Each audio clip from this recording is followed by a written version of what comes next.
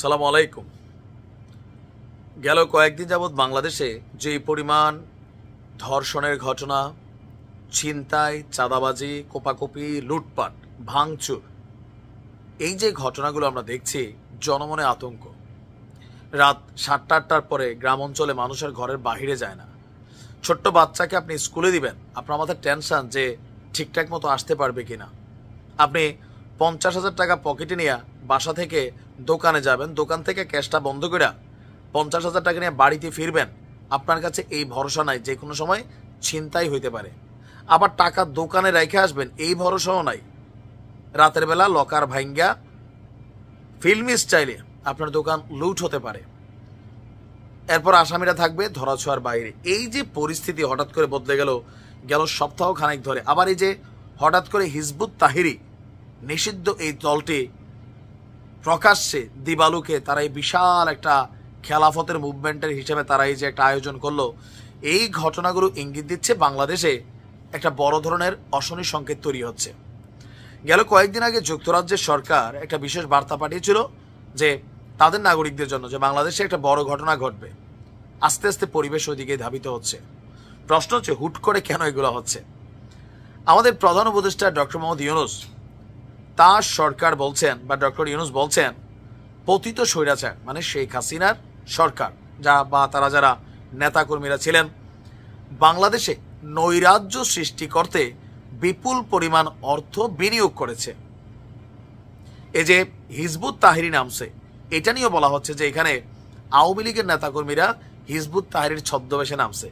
এইটা একটা common word হয়ে গেছে এখন এই দেশে। যাই ঘটে আওয়ামী লীগ, যুবলীগ, ছাত্রলীগ, এই দৃশ্য আপনাদের খেয়াল নাই?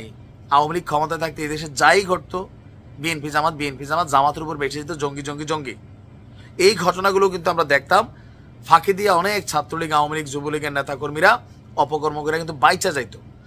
আজকের দিনেও গণমাধ্যমে আমরা যখন নিউজ দেখছি, পতিত স্বৈরাচার শক্তি শুধু নাকি রানিং যারা নতুন ডেভিল হিসাবে আত্মপ্রকাশ করছেন, জামাত, বিএনপি, আরো বিভিন্ন নামে বেনামে বিভিন্ন মানুষ, ব্যক্তিগত দ্বন্দ্ব, এগুলো তো আওয়ামী লীগের সাথে কানেক্টেড না। আপনি যখন একটা অপরাধকে বা যে কোনো অপরাধকে একটা নির্দিষ্ট মাপকাঠিতে ট্যাগ করে দিবেন, বাকি যারা অপরাধী, ক্রিমিনাল, তারা কিন্তু টেকনিক্যালি সেখান থেকে বের হয়ে যায়, ছাড় পেয়ে যায়। এখন হ্যাঁ, পলিটিক্যালি আওয়ামী লীগের যে বিভিন্ন ফোন আলাপগুলো ভাইরাল হয়েছে, সেইখানে শেখ হাসিনার ফোন কলগুলো থেকে এইটা সরকার বলতেই পারে যে দেশের বর্তমান পরিস্থিতিকে খারাপ করতে বা ইউনূস সরকারকে চিপাই ফেলতে আওয়ামী লীগ তারা তাদের কাজ করবে। যে কাজটা আওয়ামী লীগের বিরুদ্ধে 5ই আগস্টের আগে অন্যান্য রাজনৈতিক দলগুলা বা ডক্টর ইউনূস তিনিও হয়তো পিছনে থাকতে পারেন, বলা যায় না, কারণ বাংলাদেশে অনেক কিছু ঘটে। আর শেখ হাসিনা তো মাথা পুরোটা ইউনূসের দিকে যায় রয়েছে যে তিনি মেটিকুলাস প্ল্যানার। এই যে জাতিসংঘ সেনাবাহিনীকে মেসেজ দিছে, এই খবর কি শেখ হাসিনা জানতো না? এরকম ইন্টারন্যাশনাল অনেক কিছু হয়েছে এখানে। মাঝে মাঝে শুনছি কে বিটকয়েন পাইছে কত বিলিয়ন ডলারের, মিলিয়ন ডলারের, এরকম আলোচনা আছে। তো আওয়ামী লীগও এখন স্বাভাবিকভাবে তারা কিন্তু ইউনূস সরকারের শান্তি দিবে না। তবে অধিকাংশ আওয়ামী লীগের নেতারা কিন্তু পলাতক। অরিজিনাল যারা আওয়ামী লীগের নেতাকর্মী এরা সবাই পলাতক। তাহলে ঘটনাগুলো কারা ঘটাচ্ছে? আওয়ামী লীগ হইতে পারে, রানিং ঘটনা হইতে পারে। তবে বলা হচ্ছে যে এই মুহূর্তে শেখ হাসিনা আওয়ামী লীগকে নিয়ে কলকাতাতে তাদের হেডকোয়ার্টার বানাইছেন। এখান থেকে বাংলাদেশ থেকে পলাতক ম্যাক্সিমাম আওয়ামী লীগের নেতারা সবাই কলকাতাতে আছেন।